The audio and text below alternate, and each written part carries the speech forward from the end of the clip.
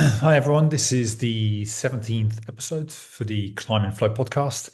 And today's guest is none other than Nick Bullock. I have a really nice chat with Nick. We talk about, I guess we talk a little bit about his history, how he got into climbing, talked a little bit about the prison service, the expeditions that he's done, his mindset. And yeah, just had a really, really nice, lovely chat with Nick. And I'm not going to babble on anymore, so I'll let you guys listen to it.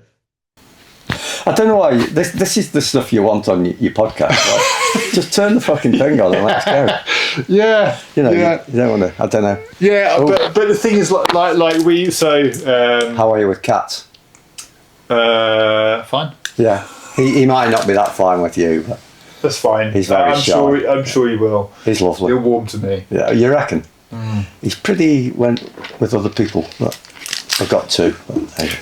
So me, Emma, and Allegra, we started doing stuff on the psychology of climbing because I think climbing, is 80% of it is in your head. Right. You got the physical ability, and we just started something together and just try and support other people with their head game in climbing and trying to get to some form of improvement, working on it. Right. Okay. Yeah, so hence Turn the bloody thing on before we end up talking about loads of shit that. no, so I've turned it on. Oh, have you? Yeah. I'll just edit some bits out. Okay, that's good. Yeah. Right. Okay. Well. Yeah. Right. Okay. So is that particularly what you want to talk about today then? Well, I mean, ideally. Oh, you must have some. Okay, ideally. Okay. Yeah, ideally, but you No, I've no idea. you take it where you want to take it. No, you just kind of asked me. Okay. I have no idea what you're going to talk about. Okay, So cool. you just fire away. Okay, and cool. I'll either be able to answer you or I won't, or I'll talk shit or lie. Or you tell me to piss off. Oh, I would never tell you. I'm not.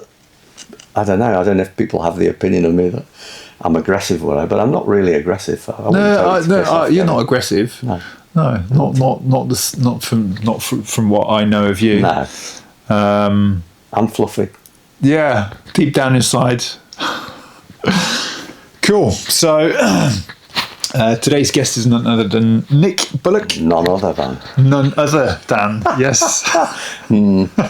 Okay. Today's guest is Nick Bullock. Thank you.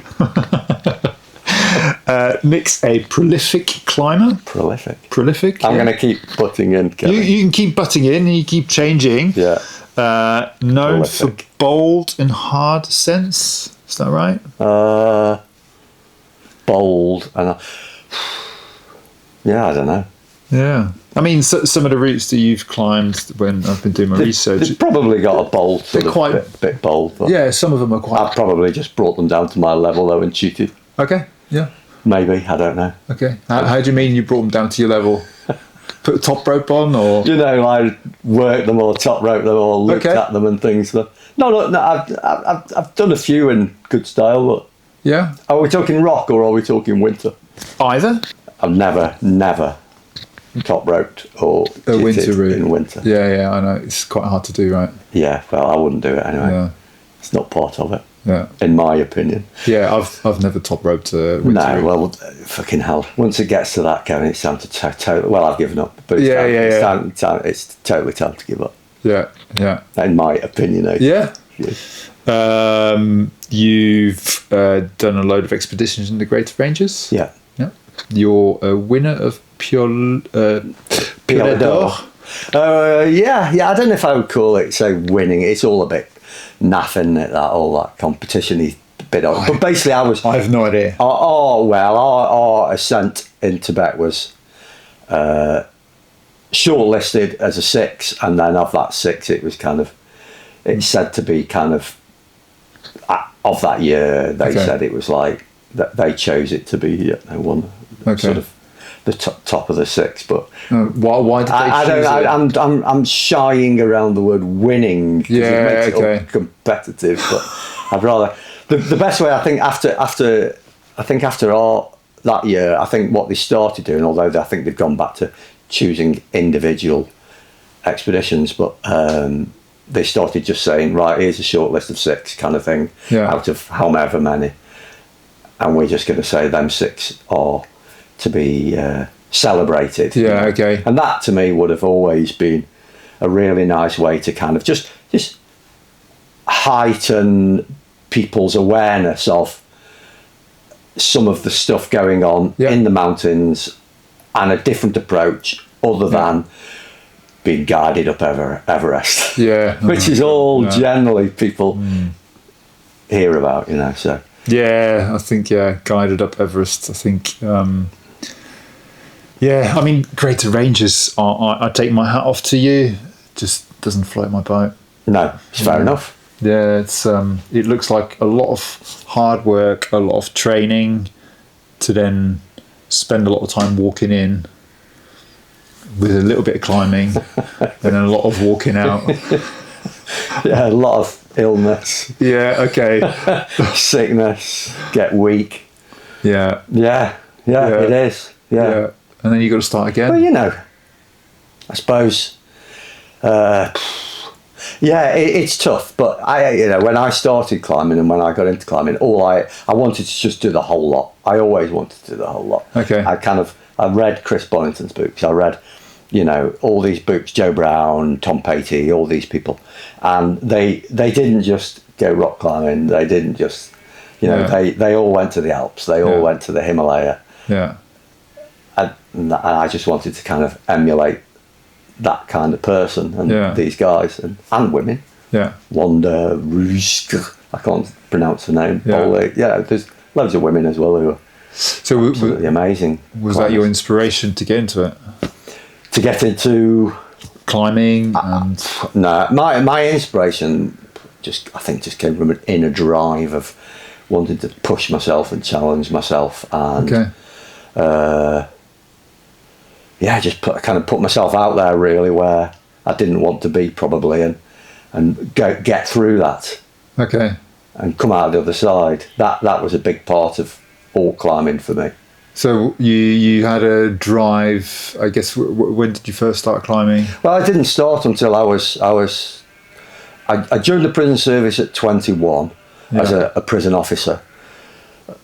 2.5 years in, I started training. I wasn't fit or anything at all. Then I smoke and drink loads, and it was just like stressful and horrible.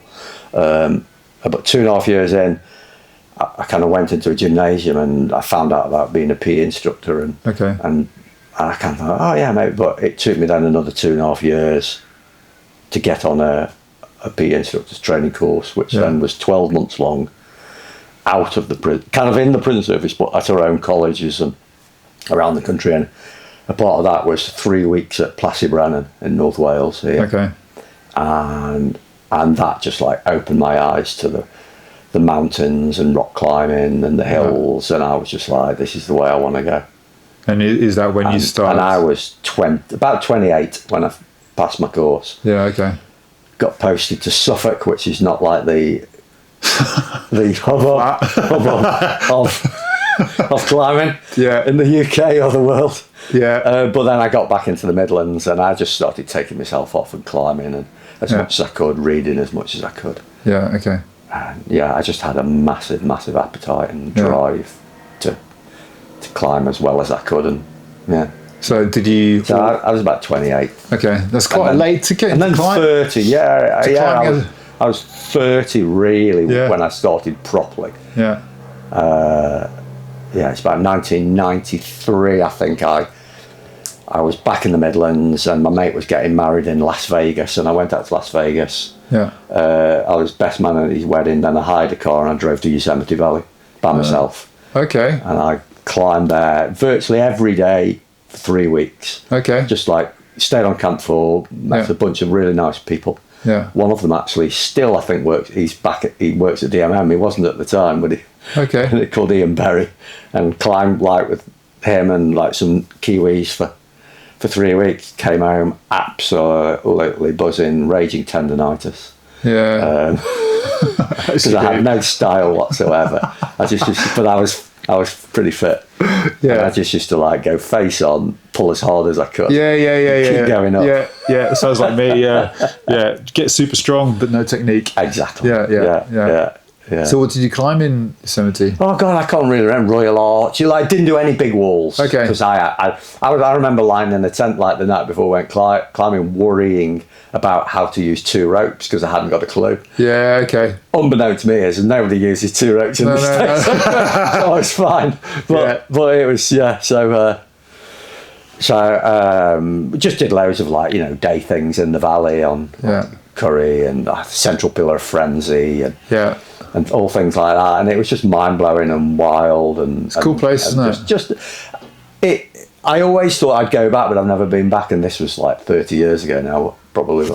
But go back. I don't want to go back because the reason I haven't gone back is it just at that time I thought that was like an amazing thing, but actually it isn't. I don't think in my mind now because too many people, too much consumerism, just too busy and I don't want any of that shit. It took me a few years to realise that, but that's kind of so my climbing went, Himalayas and new ascent, new peaks, unknown places, a lot more because I just didn't want to be around people. Well, no, I love people, but I didn't want to be around crowds and tourism and consumerism as much as I could, really. Yeah. Wanted to be away from it and doing, sort of exploration and going into sort of the unknown more than the known, really. Yeah. Which Yosemite Valley to me is kind of... It's too known. Yeah. So what is it about the unknown that you like?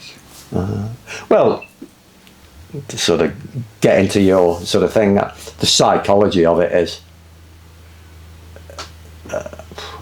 challenging, isn't it? Because when you're going into the unknown, which you haven't got any information on, nobody's been there before, like, you just like, it's just very exciting, but it's the ultimate. Is it the ultimate challenge? I don't know. It's very challenging anyway because you've just got no real information. Yeah. People, this is like, I'm not going to get too deep, but. Oh, you can please. I don't know if I want to. Why not? Okay. But I'll get very cynical, and then people will just start slagging me down if anybody listens. But if anybody listens, it might just be me. Apart from you, you'll be like, oh, for fuck's sake. Well, yeah, but everyone's got a point of view, right? I think everyone's got, a point of view and an exciting story to tell. Yeah.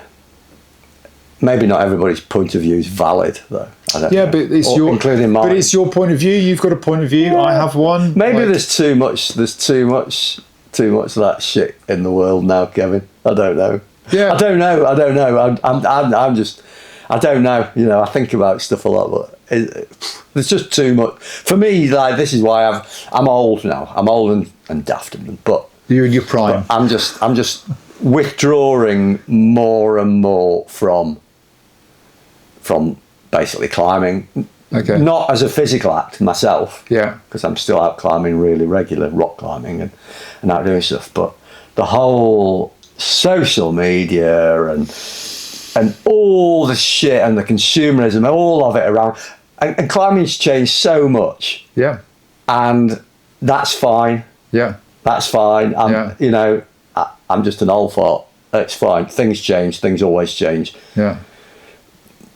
But it doesn't mean to say I have to like how it's changed. And, of course not. And I'm not going. But I'm not going to become an alcoholic and go onto UKC forums and start or comment negatively on other people's social media and start ripping into everybody because I'm a bit bitter and twisted about it all, about how things have changed, because things change and you either accept it or you just pull yourself away from it and just carry on doing your own little thing and don't get annoyed and live a kind of a reasonably gentle, happy life. And that's hopefully what I've done, because how things have changed is just it just seems to be a million miles from what I originally got into climbing. I mean, I guess climbing, like I guess you're a couple of years older than me, And more I think, than a couple. Well, maybe 3, 4. Yeah, give or take. more than 3 or 4. I think climbing was I guess climbers a while ago were like almost like anarchists, right? Almost like they didn't want to follow almost like societal outcasts, and they wanted to go and do something against the system. And I guess now that climbing has become extremely mainstream and almost like a regulated sport right now, it doesn't feel like the same kind of adventurous kind of climbing, or I guess the people that go out and do the adventurous cutting edge stuff seems to become fewer. So it isn't the kind of, I guess, the dirtbag climber that goes to a gym with wooden holes or goes out exploring stuff. It's become more of a sport. Yeah, well, it has, hasn't it? It's like it's in the Olympics. Yeah. Nothing wrong with that. I think it's bloody brilliant that it's encouraging people, it's helping health and well-being, and that's that. It's all great, but it's not what I really got into climbing for in the first place. Yeah. And what I always used to I wrote when I wrote a lot of stuff and what have you. One of my big things at the time, like years ago, was how much, like, sort of the Olympic climbing, not sport climbing as much, but Olympic indoor walls. They're brilliant facilities. Yeah, like the walls, they're brilliant. But how much it was going to affect and change the more adventurous aspects of climbing, and people, I write something about like how I was concerned that it was gonna change, like the whole of climbing, all aspects of it. Yeah. And people were going, "Oh, don't be daft," kind of thing. But it is. You can see it now. Yeah. The amount of kick I did. I don't know if you watched that. Well, it's going to start another thread, but that's right. The amount of kickback I got for not wearing a helmet on that War and Peace film of me and Mick traversing across Doris. Yeah. People were like really rude and offensive about it. Yeah. Because like I'm a fucking grown man. Yeah. And I chose not to wear a helmet. Yeah. And that's my prerogative. Yeah, that's my decision. Yeah. Like 30, when I got into climbing, like people were going winter climbing with that. Not that I've ever gone winter climbing without a helmet, because that's fucking crazy. But because they didn't know, they didn't have helmets. That's why. But basically, red hot. If I don't want to wear it, I'm uncomfortable. I don't like wearing fucking helmets. So if I don't want it, that's my and I should be like. But people were absolutely outraged by it. And that's just a little aspect of how the health and safety has come from. Like, we all have to do a belay test when we go to walk. Nothing wrong with that. We don't want people bouncing off the ground. but that whole mentality of I need to be safe. And people have started from indoors and then they come out. And you can't blame them. All this health and safety is all being transferred, in my opinion, to the outside as well. It's got to a little bit, because if you've been brought up and everything has been about being 100% health and safety, fucking hell, rock climbing on Gogarth in Wensor, you're not going to cut down all the danger. And like all of a sudden somebody's in this situation, it's like, holy shit. And this whole, and like, so like, that's just a small aspect of how I think the whole way climbing has gone, and the sport side of it, and it's been transferred and being affected on the more adventurous side, where people can't even go and say, well, I'm not going to wear a helmet today. Then they get absolutely torn apart. But if you put yourself on, I think on a public forum, this is what I've noticed as well, is when you put yourself on a public forum, it doesn't matter what you do, you're going to get criticism for whatever you do. So okay. And I've posted stuff on the kind of the Rise and Summit side of things for my instructing business. Like I'm showing a video about how to build an anchor. It's a freestanding piece of rock, and I'm not wearing a helmet, and I get shit for not wearing a helmet, and then I get shit for wearing a helmet that's got a few dents, and then it's just when did it turn into? I know. When did it fucking turn into? This I know. I think when I put my business head on, I used to kind of comment kindly to people, and it's now gotten to the point where I just either don't comment, or sometimes I really kind of give them a home truth. And so anyway, so to take it back to like original. For me personally, I'm not, I don't do any social media now. I'm not on anything. And I feel so much better for it. I just used to read things and get angry. And that is what social media does to people. It makes them bloody angry.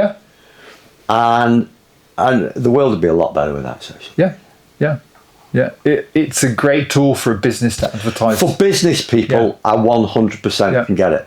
I get it. But for individuals and a lot of people are fucking narcissistic. They just can't. It's What's narcissistic? Okay, it means they love themselves, or they want to see themselves, or they want, and it's addictive. And the more thumbs up they get, and more ticks they get, and likes they get, the better it is. So the more they want to post themselves. And, you walk around towns nowadays, and the amount of people holding phones out front of themselves, filming themselves. It's like the human race is fucked. I know.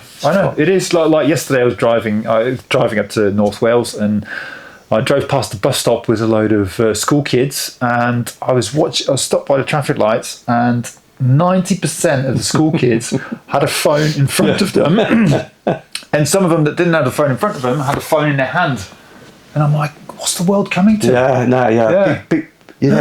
What happened to just having just being bored, or just having a conversation with someone, right? Just looking around, looking around at what's going on in the world. But nobody looks around anymore because they're looking at the phone. Anyway, you got me on another pet hate subject now. But so climbing, what were you asking? So what I guess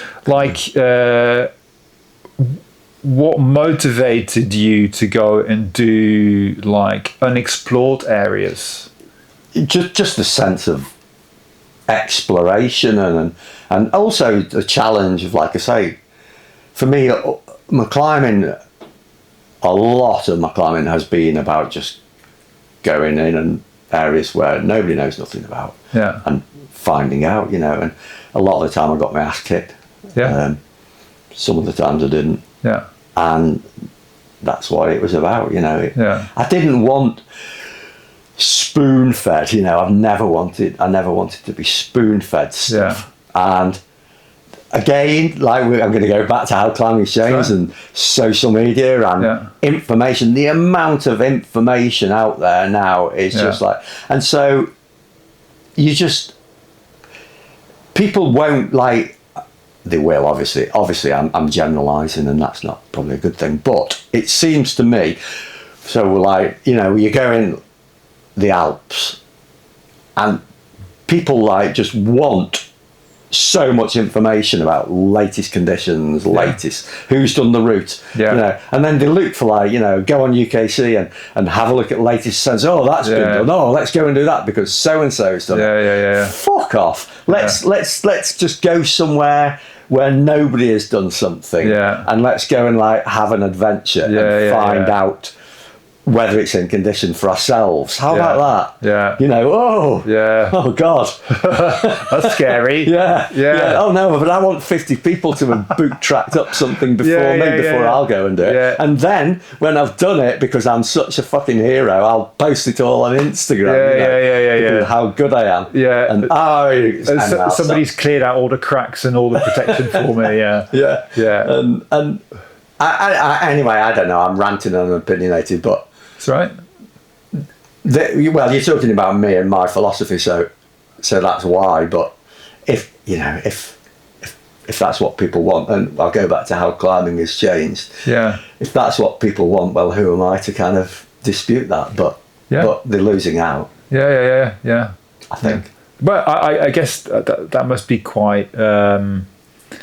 Quite intense, right? To go somewhere where there is no one, especially on these like big Himalayan expeditions, where you're unsupported, you're relying on yourselves to bring all your food in and to go climbing. You've got maybe you don't have internet access or weather forecasts or any of that, and you're just having to use your senses and your judgment in the moment to try and be safe and stay alive. Yeah. Well, that's so. Even in the latter years, for most of my expeditions, ones I had more control of, I refused to take in any communications devices. We had to take in on the last few like a sat phone. Okay. Purely to kind of to get people to come in and collect us. Okay. Get out. It didn't go on the mountain. Yeah. We took all the, I don't know what they're called, the things that you press if you're in. I don't know, emergency button. Emergency button. Yeah. Emergency. Help, I'm in trouble. Can somebody come and get me? Yeah. Get me, please. Yeah. Button. Yeah. We didn't take anything. I refused. I didn't want any of that, and neither did like Paul Ramsden. Yeah. Like my last expeditions were with Paul, and before that, in the Peruvian stuff in the early years with Al Powell, we would just like walk into a completely unknown valley where hardly anybody been, pitch up a tent ourselves, look after ourselves, walk to a hill, get on it, either climb it or didn't climb it, and there was no communication, and I would like go away from Britain and nobody would hear from me for 2 months. That's what I want to go to the mountains. I don't want to be fucking sat on a laptop in a base camp in this beautiful place, tapping away. Oh, hello everybody. This is what I'm doing. Suffer. I did. What the fuck? And even in like, so I wrote a couple of articles, or I used to write quite a bit for Alpinist magazine in the States, and I remember, I forget what it was. It might have even been, it was from a coffee table book that Conrad Anker and Katie Ives are bringing out. It's probably out soon, or now. It's about mountaineering around the world. And I was chatting to one of the researchers, and she was like, so when you go into, you chose not to, so you had no this and no. But why wouldn't you do that? Well, why? We didn't want to. We want to be totally self-sufficient, self-reliant. If we get into shit, basically you have to get out of it. Okay. So and that for me is like the essence of what mountaineering was about. Did that make you more cautious? No. No. No, well, if you have a look at some of the things we did, not at all. No, did you? Because there's no control, is there? You get onto a big mountain, you're going up a route that knows that something that you hope's a route, something that's never been done. You don't know what you're going to find. You don't know what's going to come down. Yeah. No, it does. It makes you more very connected with where you are, and very heightened senses. And you're just drawing on everything you have. Your experience. You've got no weather forecast. In a few later on, possibly because of some of the people who I was with, we were getting weather forecasts. but that's as far as it went. But even on, like, me and Paul, when we were in China on the last one, and in Tibet, we weren't getting any forecasts. We were just like, oh, it looks steady enough, let's get on. Looks sunny, let's go. Yeah, it looks like, and you just use your experience, you know, and basically you kind of got on with it, and if you got shat on, you did your best to either keep going or you got out as quick as you could. Yeah. And that's what it was all about. Yeah. There are obviously still people being like that and doing that. Yeah. I don't really read a lot to do with climbing anymore and whatever. So I know there will be, but I suspect there are a lot more people who are taking their. There'll be people like live fucking feeds from mountains now. Yeah. But I guess you might not hear from those people because they might not be on social media. Yes. Yeah. And good on them. Yeah. And that. So I suppose they're basically still doing what I used to do, but they're probably in a situation like I am now, who's just like separating myself away from a lot of the noise. But I'm still rock climbing, but I don't tell anybody. I don't have a UKC logbook or anything. I just want to go for myself, and that's and there will be people. Obviously, there will be people still out there doing it, and good on them. You know, that's it's pity there isn't more of that, but it's not going that way. It's going towards entropy, fucking mayhem. Yeah, entropy. What do you mean by entropy? Entropy. So entropy's basically I am out of my comfort zone, because entropy. I could Google it, but my rough.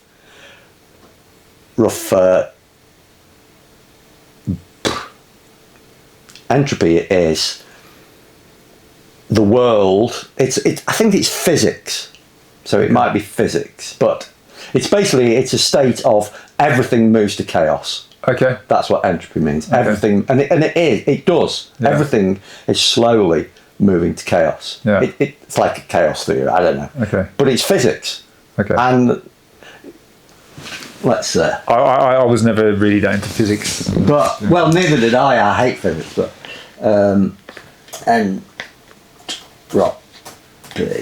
entropy meaning. Physics, there you go, whoa. A thermodynamic, a quantity representing the unavailability of a system's thermal energy. Anyway, that's not that one. Here we go, 2. Entropy, lack of order or predictability, gradual decline into disorder. That's entropy. Does that describe your personality? And, no, mine's mine's a decline into alcoholism. And UKC forums. Oh, I look forward to some comments then. Yeah. That's what mine is. Yeah. I'm like, I reckon I'm probably the way my body's feeling, I'm probably 2 years away from it. Oh, maybe that's what it is. Yeah, like that kind of decline in physical ability and the kind of negative feeling you then have towards the rest of the world. Honestly, Kevin, it's so obvious. It's so out there that because 15 years ago, I remember something was reported on UKC about some of the routes I was doing in the Argentia Valley at the time. We were doing, me and Pete Benson. Yeah. Kenton did one with me, Neil Brodie. We were going and doing a bunch of new routes in the Rive Gauche, Argentière, above Argentière. And it was reported on UKC. And somebody just ripped right into it. Why? Into the report.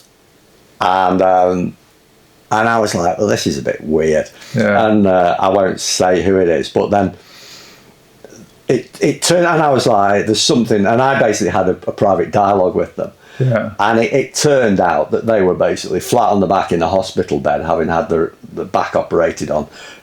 They're like driven. They were a driven climber, very passionate climber. Next thing, they're in the bed. They're stuck. They're feeling like really bitter and twisted about everything. And so way to like help themselves. Yeah, is to, like, make somebody else feel like shit. Everybody, because I don't want to use the word jealous, but it's a very passionate. We're all very passionate about this thing. Yeah. And it means so much to us, and we know how much it gives us. Yeah. But then take that away from somebody, Yeah. and you have to be very, very careful. Yeah. It's just become Norrie Muir. Yeah, I know. Who's a guy from years ago on UKZ forums who used to basically rip into everybody from a pub in Fort William High Street. Yeah. And it again, I'll keep everything fucking comes back to the internet and social media. Yeah. Before that, people's mental health was a lot better because we didn't see what was People all were this, doing, so we weren't beating ourselves up. Yeah. And for people who say, well, don't look at it, it's fucking addictive. Yeah. It is. It's made to be addictive, to keep drawing us back to this thing. Yeah. And so people are like just turning into gibbering alcoholics because they can't go climbing because their bodies are wrecked. So then they start ripping into everybody. I'm not looking forward to that day. I love climbing and it brings so much to me. Yeah. And I know that I'm getting older and little niggles are here and there, and I'm thinking in the future, do you know what am I going to do? What am I going to do when I don't climb? You've got to be a bit more. You've got to try and take a big breath, and you've got to try a bit like I am now. Basically my body's wrecked, but you've just got to try and ease back, and you've got to try and be a bit fluffy and a bit kind of hippified about things, and go, okay, it's all right, but I've definitely had to sort of.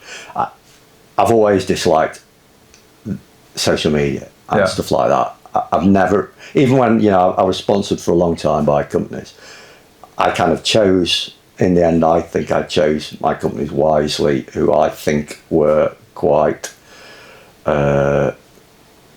grassroots sort of into climbing, not into making millions and millions. Yeah. So that kind of eased me a little, my kind of thoughts a little bit. But all said and done, consumerism and all that. Anyway, where was I going? I can't remember where I was going. We were talking about the routes that you did in Argentière and... So anyway, this guy just ripped into me. Element of jealousy, and he was in pain, and he was wanted to make somebody else feel like awful. I think he just wanted to make it easier for himself. Yeah, okay. It just helped him to probably process his stuff to rip, because somebody else was out climbing doing stuff, but and there's a lot of that goes on, isn't there? I think. Yeah. So did you ever have any like when you went into the bigger ranges and you had no way of communicating with the outside world? Did you ever get into trouble? Any close calls where you think, oh fuck me, okay? Yeah, well, I got in 2003 on Yurishanka, got out 2002 in Yurishanka, middle of nowhere at the time in Peru with Al, got avalanched off that. Okay. Start. Got we should never have been where we were. Okay. We were just so mad and keen to get on this thing, and we got hit by that. Went for about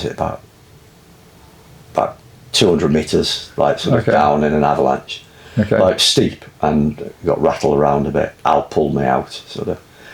We were both roped up, but we were sort of moving together a bit at the time, and this thing hit me. I was leading, and hit me from above, and I just rattled straight down, went right past Al. Al got spat out the side. We were on technical ground, steep.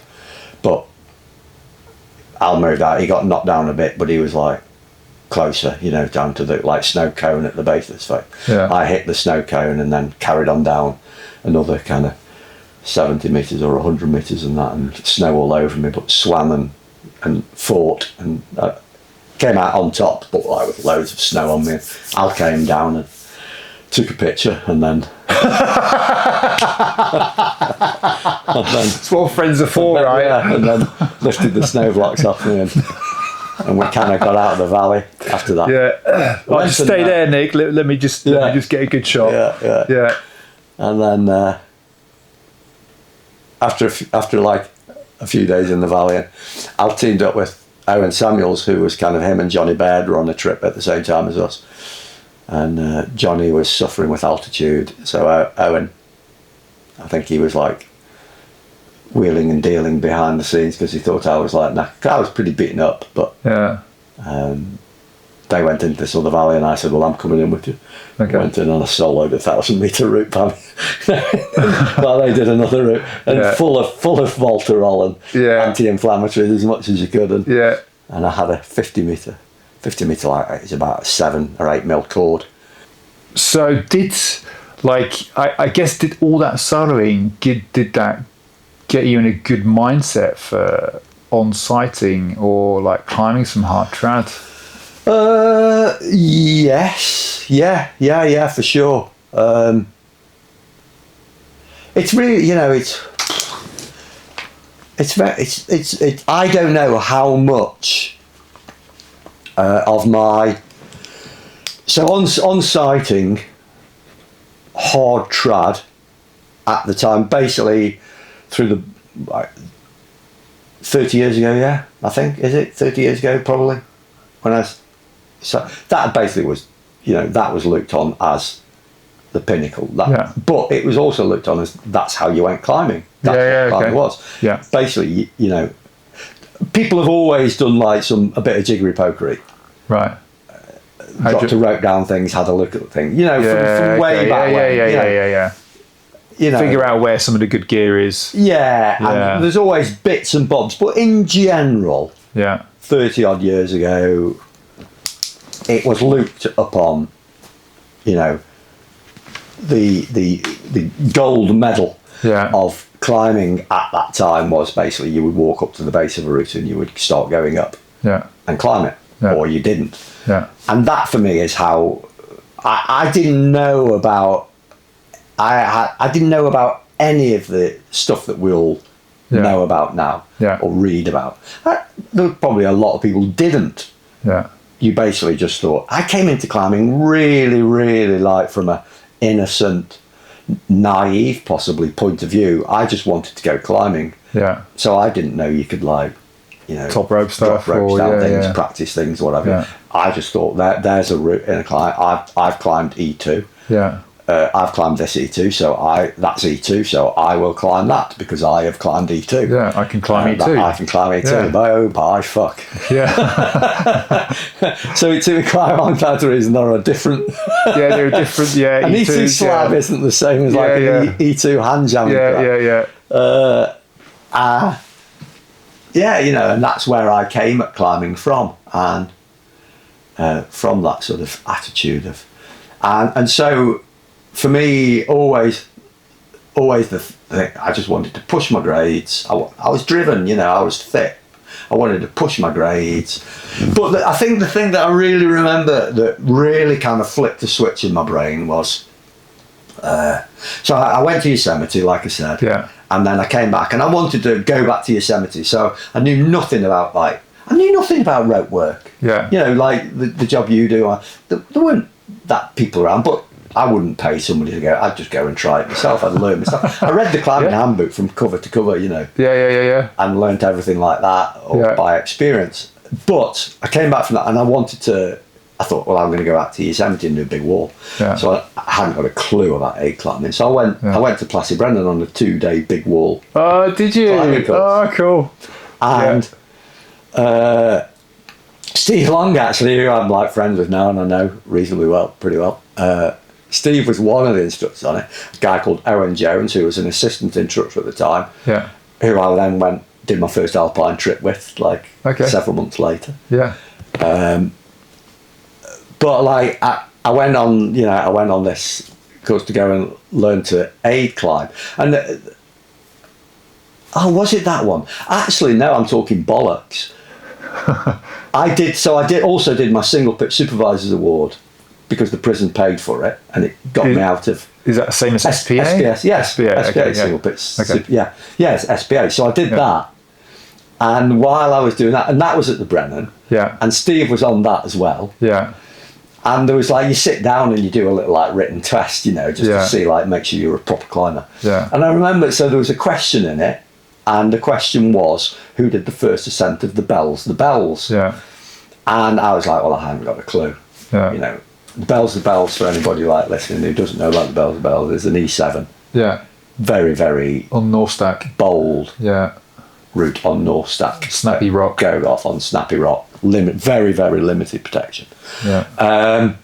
And a rusty peg. And a rusty peg. Well, it's had two because I put one in. But, Okay. But that's gone now as well. So Okay.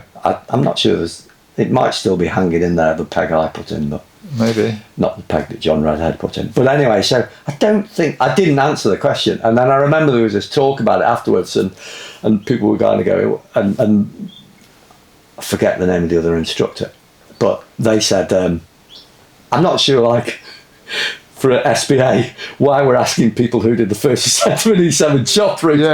Really, I'm not sure that's really that. So I wouldn't worry if you didn't get that. But then there was this big talk about, Yeah.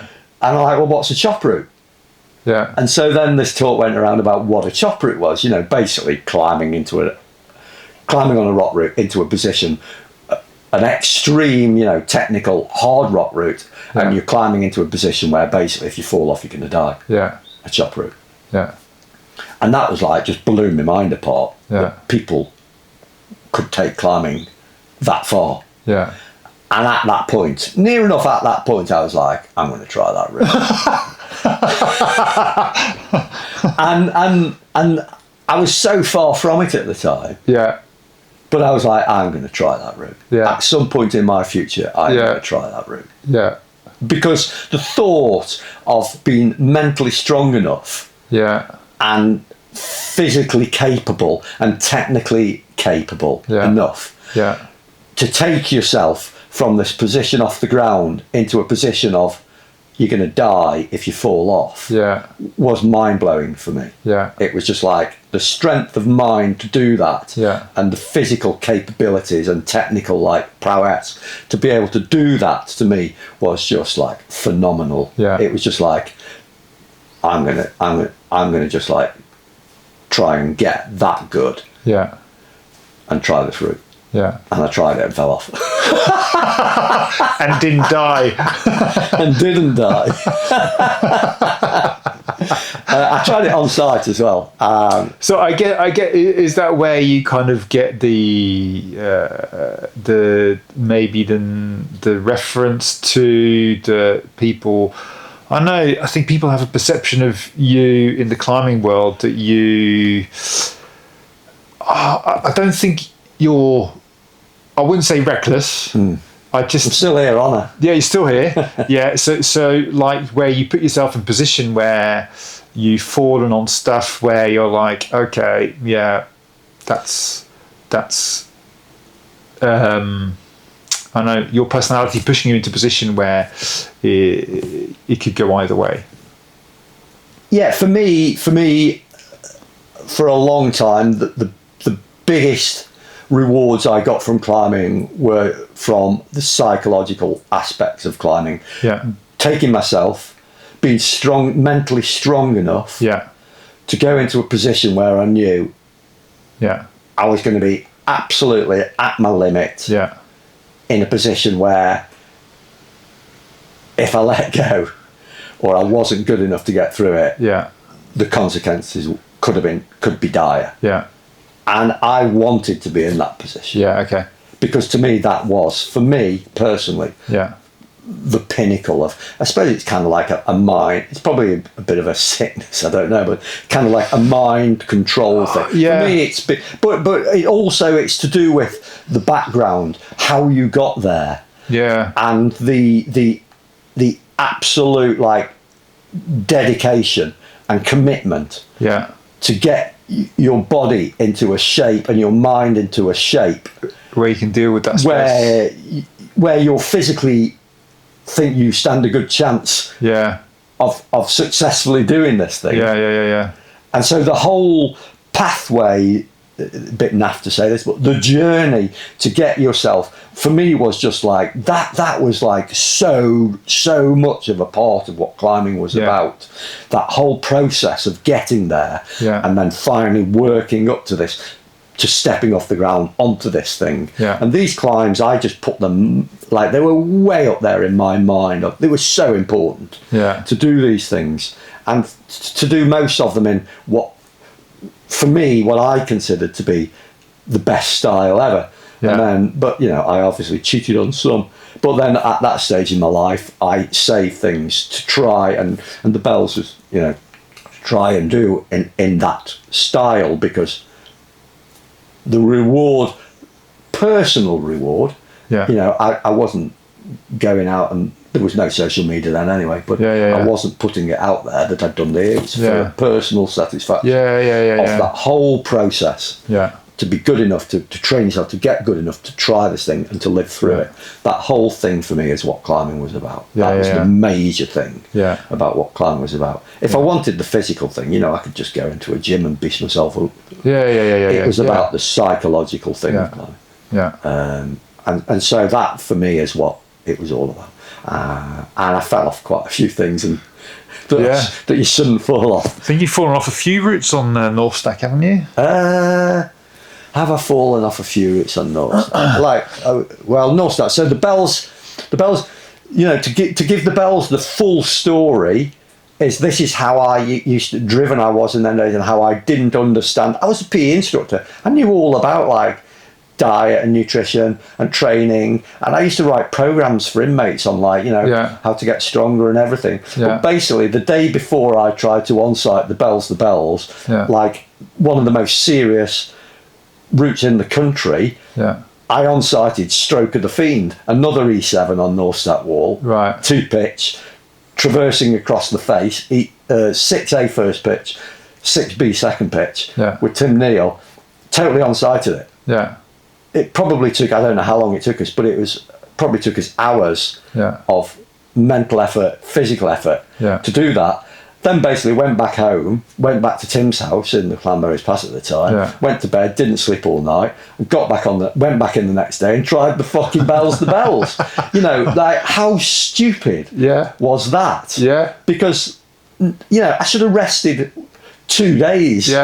And eating some carbohydrates and like, you know, taking some creatine. You know, I knew none of that. I just wanted to go climbing. And so it was a chance I had to climb this mythical route that for years I'd been preparing myself towards climbing. And it's that, because also at the time I was living in Leicestershire. I was working full time. My chances to go climbing quite limited. My climbing partners and people who were going to go and belay me on the bells were limited. And so I had this person who was there. I was there. And so these chances have to be taken. And so I took it, and I fell off because I got like... I broke a foothold, but I'm quite glad I did, because my fingers were all cramping up and my forearms were all cramping up. I'd been on it I was just at a level with the peg. It took me 3 attempts to clip the peg. It's like, and then I was just like, the peg was probably around like waist height at the time, and a foothold broke. But at that point, my fingers were cramping, my forearms were cramping. And the peg was 18 years old and half cracked at the time. And Tim just gave me a massive dynamic belay. And I ended up like meters from the ground because he gave me such a soft catch. The peg didn't break. Reduce the force on the peg. That's it. Well done, Tim. But like, you know, how stupid to get... My arms would have been so tired from the day before. Which they were. Which they were. Well, at that point, you know, it's such a serious route. I think I'd been climbing, like, I was like at the 2 hour point at that point, you know. You know, hanging on at 2 hours, like working it out and dying. And so, you know, you want loads of energy in your arms and loads of rest. But no. I just, that's, you know, so I used to go like, you know, in winter, days and days and days, you know, one after the other. In summer, days and days and days.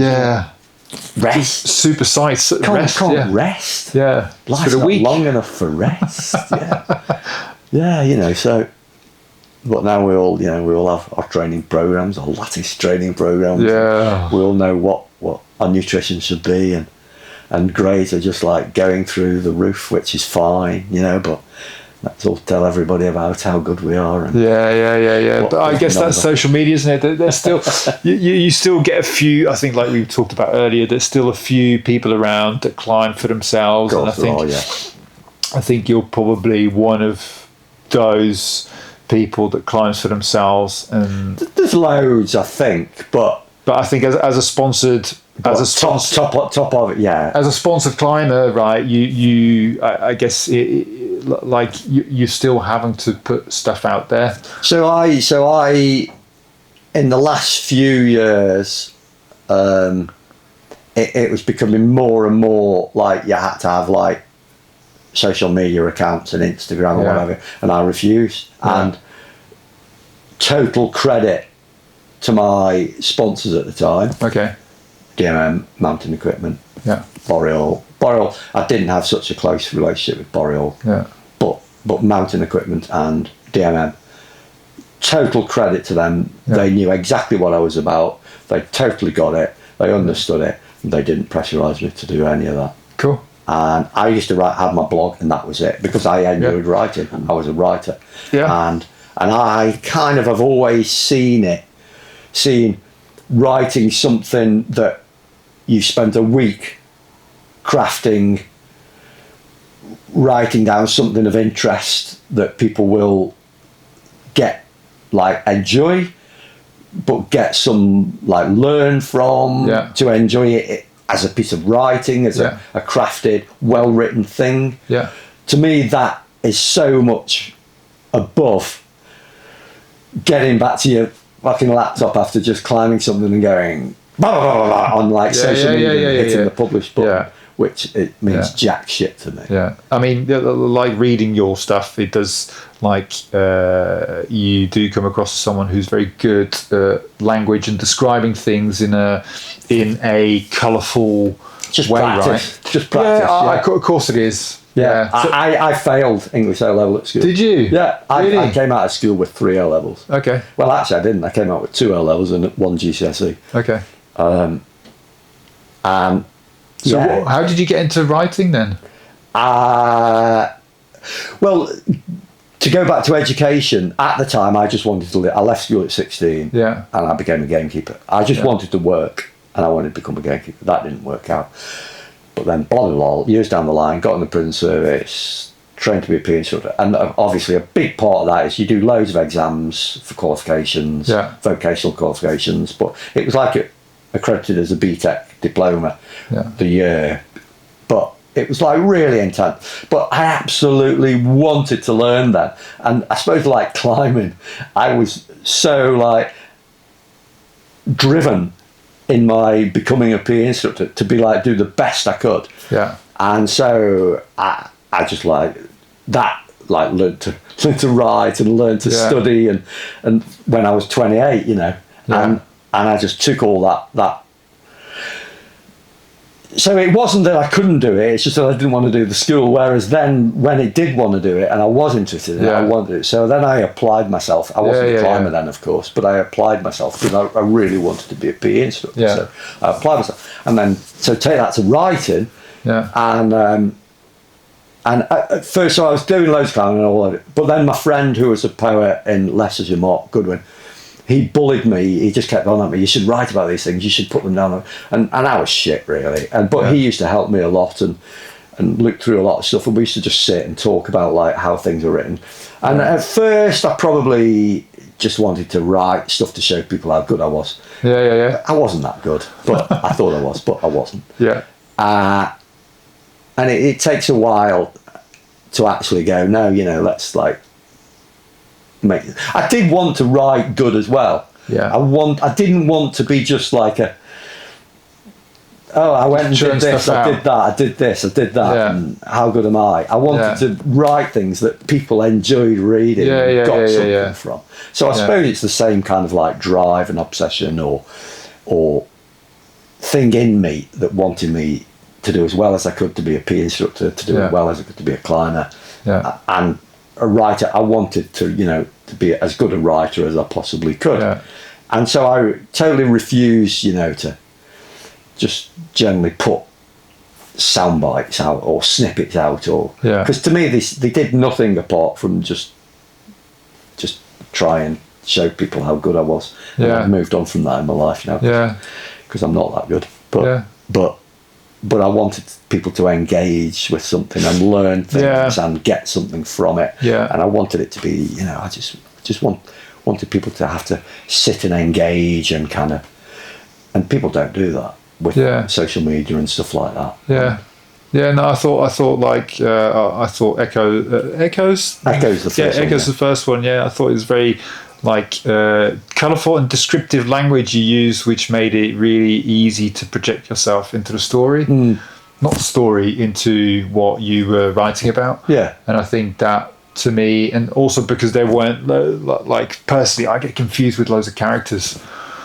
I struggle to picture stuff, but I think because of the way that you've written it, I thought it was quite easy to put myself in there and Yeah. visualize everything. Well, because I wanted to.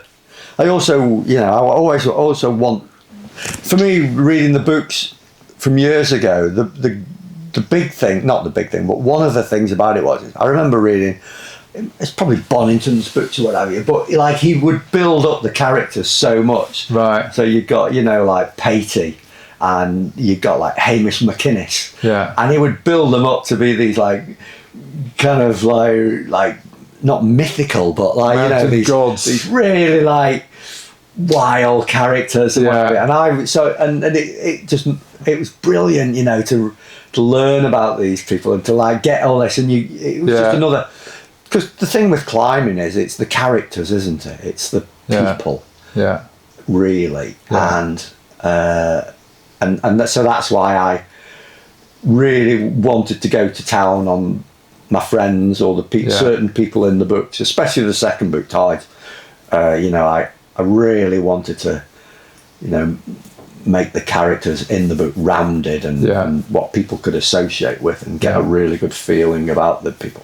Yeah. Make it more than just a climbing book, a bloody tick list, or a list of, I went there and I did this. How good am I? Yeah, I went to a chat of. I'm not going to name his name. Go on, Karen. I'll tell you after when I stop recording. I did my winter ML training or assessment with the Brennan. Oh yeah. So that's going to then limit it, right? So you might know. Okay. So there was one of the instructors was in the evening was doing a chat about their climbing achievements. Okay. And the chat was like, this is a picture of me doing this, this is a picture of me doing this, and this is a picture of me doing this. And I turned to a friend and I'm like, oh my God, this is so boring. And just as I said that, the room went quiet. And they made eye contact with me and I made eye contact with them. And I was like, oh shit. That's you failed. Yeah, that's me failed. The funny thing about this story is this is going to be one of my friends you're talking about. Probably, yeah. They will be. Yeah, I know yeah. all the friends. Yeah. Especially if they were in winter in Scotland. Yeah. I could just sit here now. Yeah. I reckon I can name that person in 3. Okay. I'm not going to. No, okay. But I'll tell you afterwards. But since, and I think, like every because I know who does that. Yeah. I know who do. I know that every time that we've met since then, like as soon as that person had recognised me, he'd be quite friendly. Yeah. And as soon as he recognised me, he'd kind of go, oh, it's that guy, and then kind of make his excuses and walk off. I would say let's give. But since then, we've had a couple of good chats, and I think we've broken that barrier. I think what you've got to also look at is possibly when they were giving that talk, maybe you'd been on the hill, maybe they were like day X on working. Yeah, maybe, yeah. So they'd be tired. Yeah. They'd be kind of like, oh God, all I want to do is get to bed. Yeah. They were probably having a bad day. Yeah. And the easiest way probably for them to get through it was Yeah. like monologue about just get through this thing and that's that really. But so a lot of the time there's other factors and things going on with people. But I do know a lot of the Brennan lot then. He's changed his tactics now, and I've seen a chat since then, and it's way better. Okay. And I think the trick is, I guess, is for the person who, I guess, views the presentation to be able to be absorbed and relate to the story. Yeah. And I guess, like, you can relate it by talk about one climb, talk about the journey to it, talk about the hardship and the work you have to put in. Yeah. People can relate to that. Yeah, without doubt. Yeah. The other thing is, we can't all be born racketeers. We can't all be confident standing in front of people. No, of course not. And a lot of people that just like kind of tend to clam up a bit, and they would just look at the picture and go, "Oh, you know, they aren't. They've just been out doing a day for themselves. Yeah, they aren't, and they're tired. Yeah, they aren't as much of a gobshite as me, and they can't just like properly rip into it. And, so I'm like trying to be look on the other side. Yeah, and I did fail my winter ML. Yeah, and had a run in with him. And I didn't back down, and they didn't back down. No, you always struck me as somebody who wouldn't back down easily, Kevin. Yeah. But I think I'm very opinionated, and I think, like, because I'm not English, like, as a Dutch person, we say what we think. Right? Dutch people are very straight. Yeah.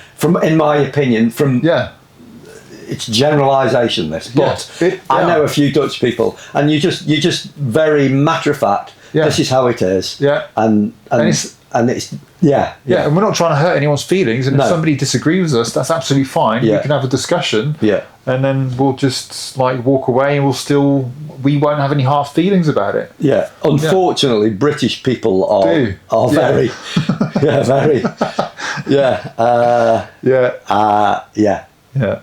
yeah. So that's something that I'm still learning. Yeah.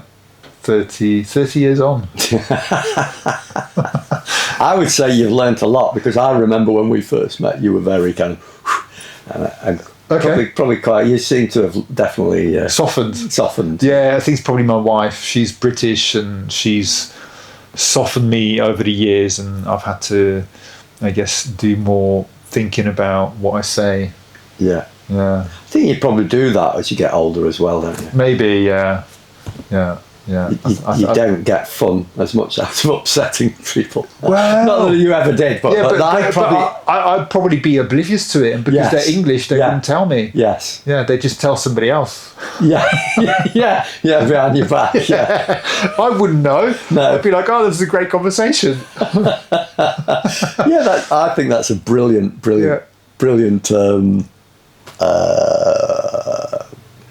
do you call it?